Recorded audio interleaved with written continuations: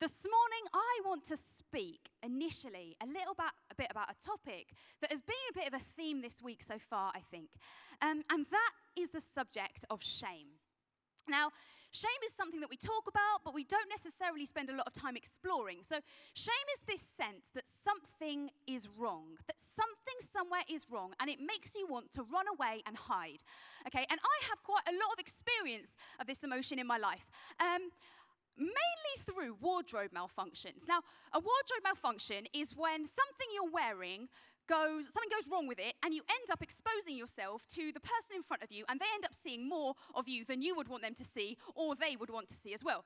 I will give you some examples. A little while ago, I was at this big Christian event, massive conference in London, and I was wearing a skirt with an elasticated waistband, and I was stood talking to some guys, and I bent down to pick this box up, and I was wearing these shoes as well, I remember that now. As I bent down, this heel went onto the skirt, I stood up, and my skirt, yes, stayed exactly where it was. And I was stood there with this box in front of me, trying to cover myself, feeling so embarrassed and so ashamed. All I could do was try and wriggle my skirt up without these guys noticing. And as soon as my skirt was up, I ran and I hid because I was so embarrassed. The other thing that happened to me that was really awful, I mean, there's been a number, and I don't know how I did this, but I managed to go to work with my dress completely undone. Now, in my defense, I had a zip down the side of my dress that I didn't notice, and it was a really hot day. So I got dressed in the morning, I put like a massive denim jacket on over the top, went into my office, took off my coat, put it on the chair. And as I did that, the windows in our office were open because it was so hot. The wind blows through the office, and I just feel air here moving in places that it shouldn't move. And I was too terrified to look down. There were two men in front of me. I just looked one of them in the eye, and he just said, "Yes." And I was so embarrassed. I grabbed my coat, I covered myself, and I ran into the toilets, and I did not come out there for quite a long time. I was so ashamed. I am used to these moments of shame, okay? But what I want to talk about this morning is not just shame that is a moment, but shame that is a state that we live in. So, let's kind of try to get our head around what shame actually is. So shame, it's not the same as embarrassment. So being embarrassed, you go a bit red, you feel a bit awkward, but the moment passes. Shame is not the same as humiliation. Humiliation, you feel small, you feel hurt, you feel stupid and insignificant, and it's painful. But again, humiliation passes. Now, this is the really important one. Shame is not the same as guilt. You see, guilt is about what you did. Shame is about who you are. So guilt says, I did something wrong. Shame says, something is wrong with me. And it's that piece of shame that I want to spend some time looking at this morning. You see, the difficulty with shame is you can't spot it. It's not easy. Like embarrassment, you can spot. Shame isn't necessarily a behavior, but it causes a behavior to happen. And what I mean by that is think about shame like the wind, okay? So the wind blows through that door, comes in here, and blows over this lectern.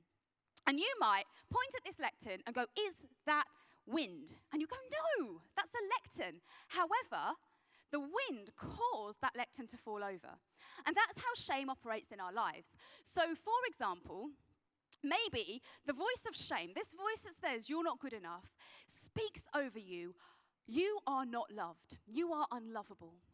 And so the behavior that you see out of that voice is that maybe someone goes from relationship to relationship to relationship, trying to cover over that voice of shame. Does that make sense? I'm going to take your stunned silence as a massive yes, it does, and move on. Is that okay? So, we want to look at shame. And the idea of shame, this concept of shame in humanity has existed since the beginning of time. It's always been there, sewn into our DNA, sewn into our fabric. So, if you have a Bible, it's going to come up on the screen. We're going to spend a couple of minutes in Genesis.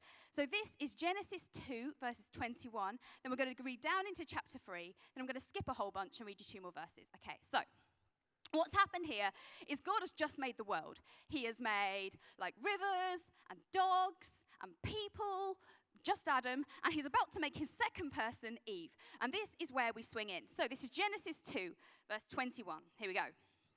So, the Lord God caused the man to fall into a deep sleep. While the man slept, the Lord God took out one of the man's ribs and closed up the opening. Then the Lord God made a woman from the rib, and he brought her to the man. At last, the man exclaimed, "This one is bone of my bone and flesh of my flesh. She will be called woman because she was taken from man."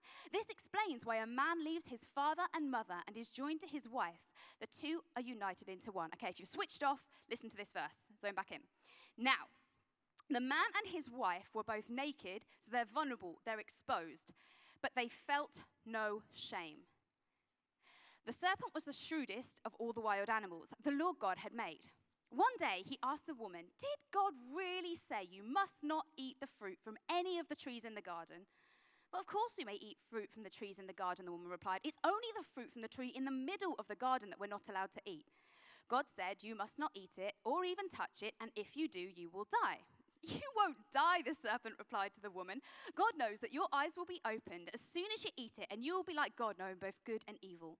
Well, the woman was convinced. She saw that the tree was beautiful and its fruit looked delicious, and she wanted the wisdom it would give her. So she took some of the fruit and ate it. And then she gave some to her husband who was with her, and he ate it too. Okay, if you've zoned out, zone back in again. Here we go. At that moment, their eyes were opened, and suddenly they felt shame at their nakedness. So they sewed fig leaves together to cover themselves. This is verse 20. Then the man Adam named his wife Eve, because she will be the mother of all who live. And the Lord God made clothing from animal skins for Adam and his wife. Do you see? There is a moment at the beginning of time where we felt no shame.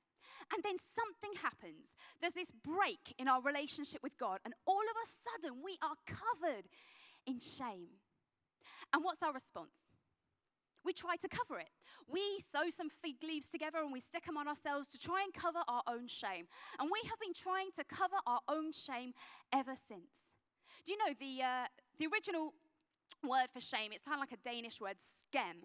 And that word literally means to cover. Shame covers us, and we try and cover our shame, and that is how we operate. But shame wasn't always meant to be a bad thing. Okay, so I need to give you an illustration here. So if you imagine, right, I have a little girl with me just here. Just imagine her.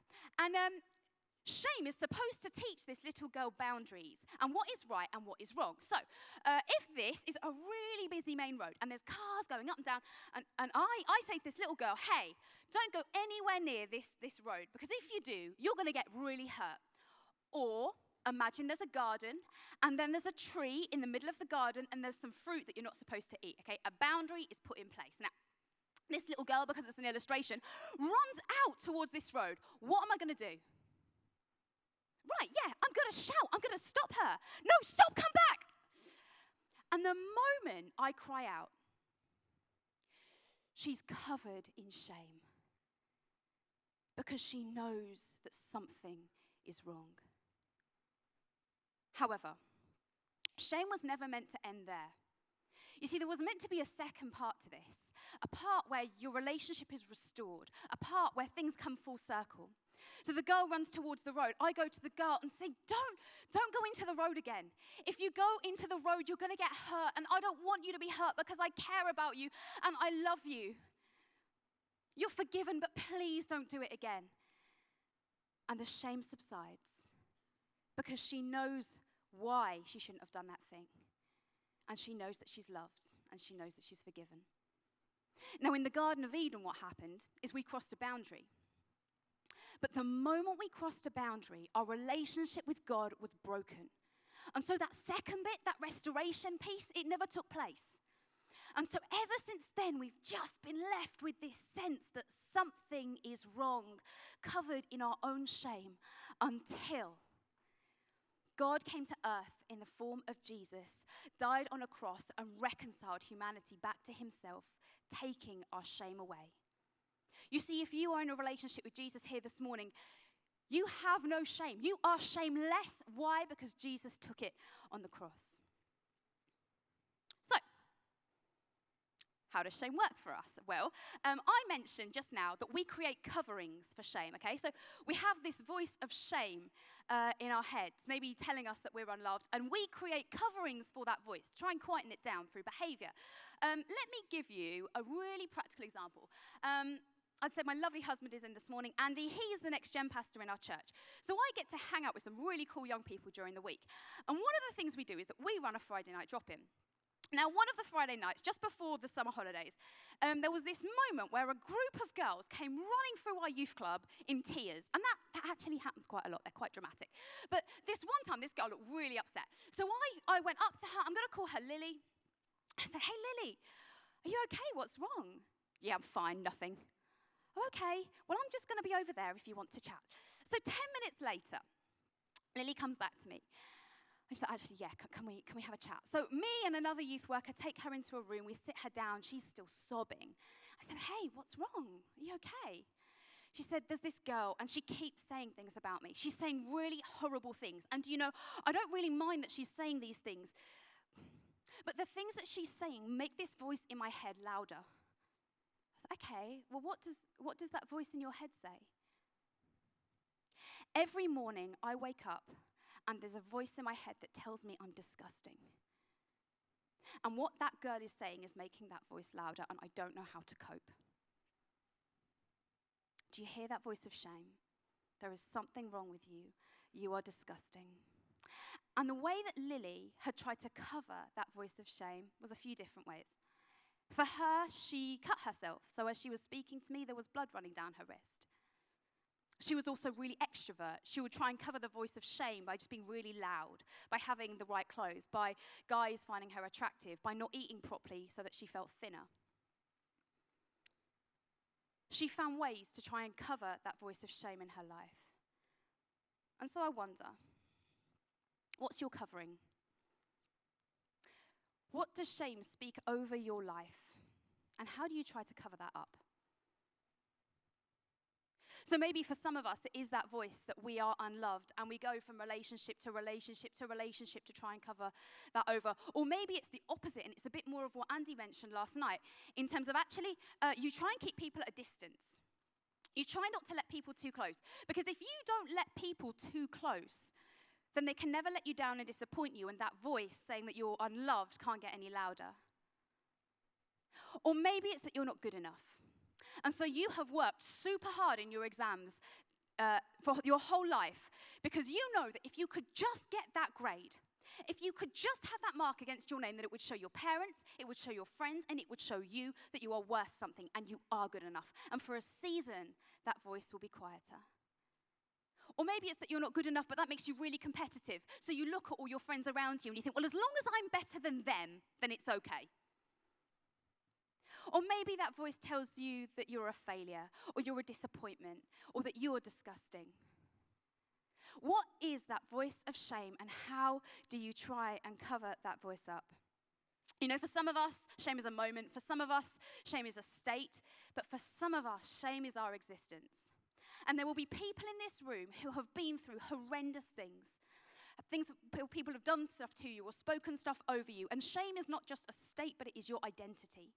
And you cannot see yourself beyond that voice of shame, that you are not good enough, that you are a failure, that you are somehow not okay. Do you know that shame will cover us until it buries us if we let it? The stats linking a strong sense of shame in yourself to poor mental health, to anxiety, depression, low self-esteem, the stats linking the two are off the charts. But this morning, I want to say to you that you were not created for that. You were created for so much more. You were created for freedom. And I also want to say to you that you are not on your own. You see, we all have a voice of shame. It's just varying volumes. For me, I have one. My voice of shame tells me that I'm not good enough. And it's always been there. And when I was younger, I would cover it by bathing myself in fake tan and wearing lots and lots of makeup. As I've got older, it's changed slightly. My covering has changed. I will go into really exciting meetings in my job. And even coming here and speaking to you guys at Soul Survivor, there's a voice in my head that says, you are not good enough. And someone will find that out. And someone will realize that you don't know what you're doing and you're making it all up as you go along. And then what are you going to do? But do you know, the more I get to know Jesus, the closer I get to him, the easier it is to spot those lies. So, if you're a Christian, if you follow Jesus, our shame has been taken away. So how is it that those lies, that voice of shame, still feels so real? I want to tell you a little story. So, many of you guys, I'm imagining, have been coming to Soul Survivor for years, right? Some of you guys have, born here or something. Right. So you guys know how the day works. You get up, you maybe go to a seminar, you come here, you'll have lunch, hang out this afternoon, maybe go to some more seminars, go to the thing tonight, maybe do after hours. Then you'll go to sleep, and you think that that's all that happens. For some of your youth leaders, they will know that that is not all that happens. Oh yeah, now you're interested because you think you've been missing out. Okay, so I want to tell you about my youth group. So in our youth group, when we take our youth group away, what we do is we set a bedtime, a kind of curfew. So you go to after hours, but you've got to be back at campsite by a certain time. And there's a time you've got to be back with us. Then there's a time that you've got to be in your tents getting ready for bed. And then there's a time that you've got to be asleep. We know you're not actually asleep, you're just pretending, but we just roll with it. So what we do on those nights is that we form a rota. So some of our youth workers each night stay up and have to make sure that everybody's back safe. And this is really when we do our best youth work. You see, what we do is there's a few of us that they think that we're just sitting around having a drink. However, we deploy our quietest youth workers, and they sneak out to the edge of the tents of the young people who are talking loudly because you forget that your tents are only made out of material. And we just sit there and we listen. And we find out who you fancy, and we find out who's been doing your head in, and we find out what you think of the youth team, and we find out where you were at when you said you were at that seminar today, but you were actually meeting someone you fancied. We find out all those things. Sometimes we even take our phones and we take notes so that we can report back to the rest of the youth team. Yes, we do. Oh, man. Youth workers, if you've not been doing it, you really need to start. It's a win. Now, yeah, now you're worried, aren't you? Yo, I see it. So, right, the best one. I've got to tell you our best one. It happened at Soul Survivor B last year. I was on, right? It was my turn. I was rotated on. I was part of the quiet team. So, I sneak out. I creep up to the edge of the tent of these three lads. Oh, this is brilliant. And I got down just in time to hear one of them go, and if anyone ever finds that out, I will die of embarrassment. Well, I know I'm on to a winner. So he has no idea that I didn't hear what was going on. Well, now that we've covered that gentleman, it's probably time you go to sleep, isn't it? Oh my gosh, absolute scenes in the tent. They're like, oh, I can't believe you heard that. I'm so embarrassed, I'm going to die. So after about 25 minutes of them stressing out and kicking off, they go to sleep. I'm delighted with myself. The next morning, right, this lad gets out of his tent and he clocks me across the campsite. He sees me. And his entire demeanor changes. He sees me, and his shoulders slump. He's really awkward. He can't look at me. He's like, all right. He can't look me in the eye. And he still doesn't know that I don't know. So I was like, you all right, Elliot? How's it going? Yeah.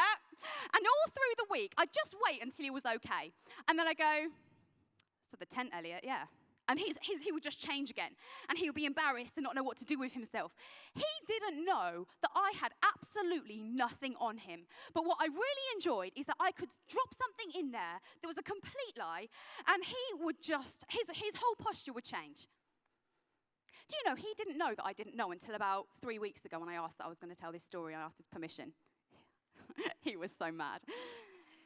So, do you know, in that story, ladies and gentlemen, I played the role of Satan. Yes, I did. You see, what he does, Satan has absolutely nothing on you if you follow Jesus, and he knows it. But what he will do is he'll just fire lies at you, and he'll watch what you do. And if he sees a reaction, then he'll fire some more. Because he realizes that you don't know how free you are. And so he can throw whatever lies at you he wants. Guys, you were created for freedom. There's a great quote I love that says, some people think that freedom is not getting found out, but true freedom is not having to hide. And that is what Jesus wants for your life. Total freedom. Total freedom so that you do not have to hide or feel ashamed. Why? Because Jesus reestablished the connection. Jesus set it all straight. Do you remember in that passage, Adam and Eve sewed leaves together, fig leaves to wear? Now, I don't know if you've ever tried wearing leaves for a long period of time. I mean, I haven't. But that was never going to work. That was never a good plan. Us covering our own shame is never going to be successful. And so what happened? In the garden, God took an animal, a completely innocent animal, and he sacrificed it.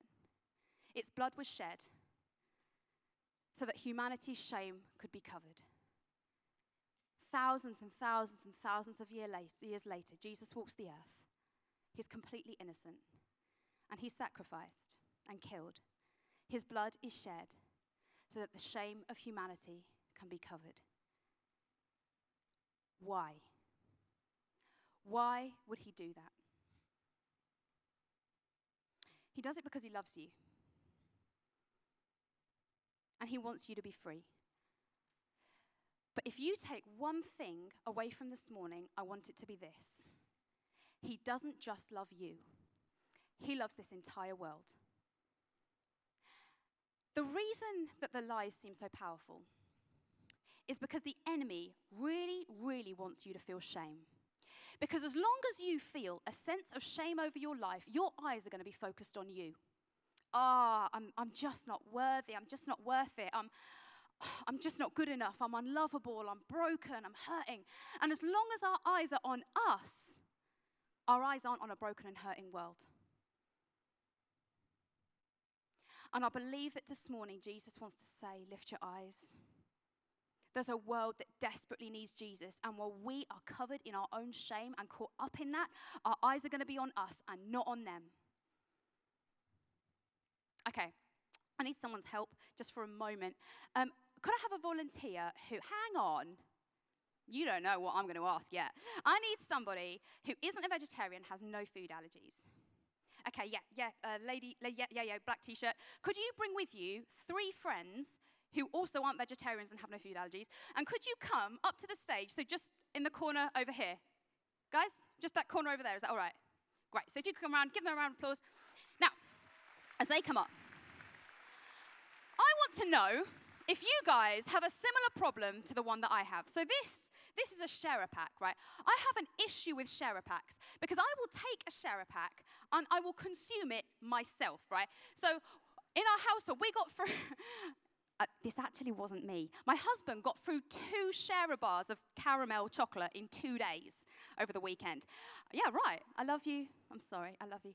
I can eat a tub of Pringles at a time. Anyone else? Tub of Pringles, Doritos. My personal weakness, Jaffa cakes. I can get, I know, right? Like 13 Jaffa cakes in one go. It's how they were designed to be eaten. Thank you so much, guys. Right. Can I have you at this end? Is that okay? You guys stay there, if that's all right. If you come up here. What's your name? My name's Lindsay. Hi, Lindsay. Really nice to meet you. Friends of Lindsay. Lindsay, could you hold these for me for a moment and stand with your friends? Right. So Lindsay has got this jar pack of marshmallows. Now, I want you to imagine that Lindsay has made a decision to follow Jesus. And what happens when Lindsay has chosen to follow Jesus is that, now bear with me here, God hands her a massive sharer pack of marshmallows, okay? And in this sharer pack is like total forgiveness, freedom from shame, freedom from guilt. Help yourself, eat some. It's knowing God personally, the ability to pray, peace that goes beyond all understanding, the gifts of the Spirit, and the fruits of the Spirit, all this stuff. Now, Lindsay eats her marshmallows. What we do often as Christians is we sit there and we eat our marshmallows. We're like, yeah, good, love some marshmallows. And we just eat them. It's the equivalent of maybe coming here this week, experiencing God in an incredible way, and going back and just having a nice time with it and not sharing it with anyone. We just eat, and we become spiritually fat Christians. Now, you keep eating those marshmallows, and you're doing a great job. These ladies here are Lindsay's friends from school, right? And these girls are spiritually starving, okay? So maybe one of them, their parents are going for a breakup, and she desperately needs to know God as a father who won't let her down. Maybe somebody else has crippling anxiety and needs a God of peace that will transform her life. Maybe someone else has just failed all their exams and needs to know a God that gives them hope and a plan and a purpose. Now, Lindsay very kindly just now offered her friends the marshmallows. Please, hand them out. Let these girls eat them. Now, this is what's supposed to happen, okay? Your friends back at home are spiritually starving and throwing your spirituality on the floor. Oh, okay. You might need to share your spirituality around a little bit more.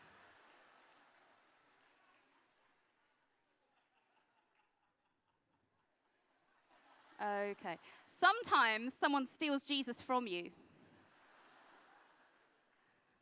Are you gonna share those out? No. The moral of the story is, don't be like Mike.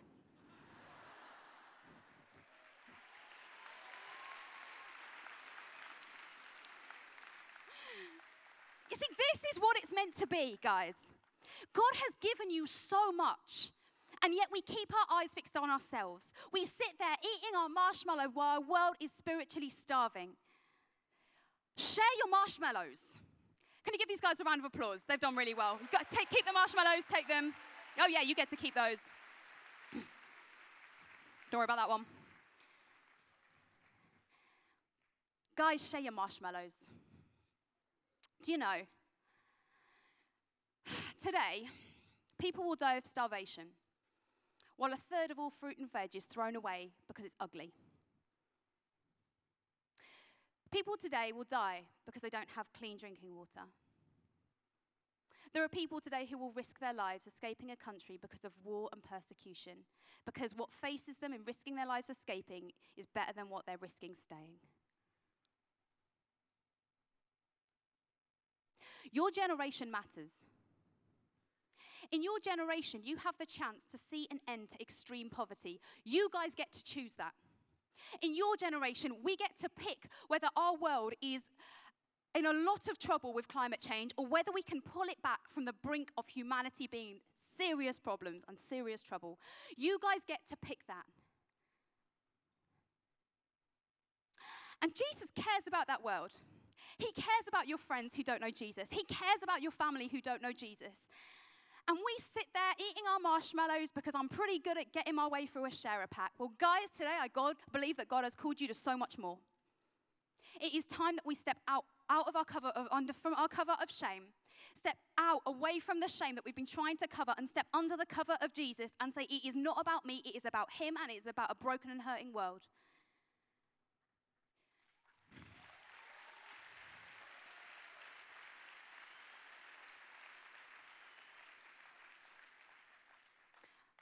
I'll finish where I started.